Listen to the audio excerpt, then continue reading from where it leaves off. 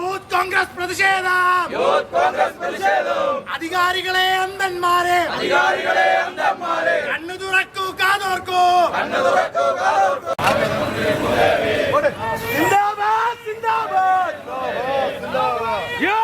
അല്ലെങ്കിൽ സുരക്ഷിതത്വമില്ല എന്നുള്ളത് ഈ കോട്ടയം മെഡിക്കൽ കോളേജിൽ നടന്ന വിഷയത്തിലൂടെ ഉളവായിരിക്കുകയാണ്.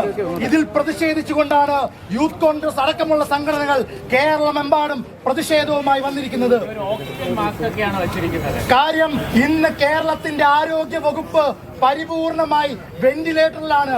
ആ വെന്റിലേറ്ററിന്റെ സഹായവും ഈ ഓക്സിജൻ സിലിണ്ടറിന്റെ സഹായത്തോടുമല്ലാതെ ആരോഗ്യ വകുപ്പ് എത്ര വർഷക്കാലമായി ഈ കൊല്ലം ജില്ലാ ആശുപത്രി അടക്കം ഇത്ര പരിതാപകരമായ സ്ഥിതിഗതിയിൽ നിൽക്കുന്നു.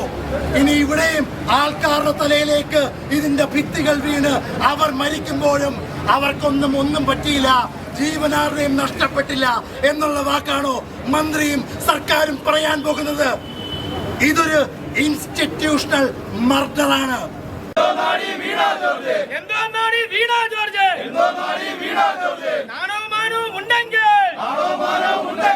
രാജിവെച്ച് പുറത്തു പോകും.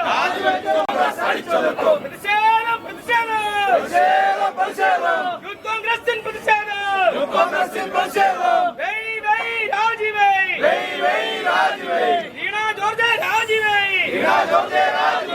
അന്നേ തീരൂ ഈ സമരം. ആളിക്കളറി പത്തട്ടെ.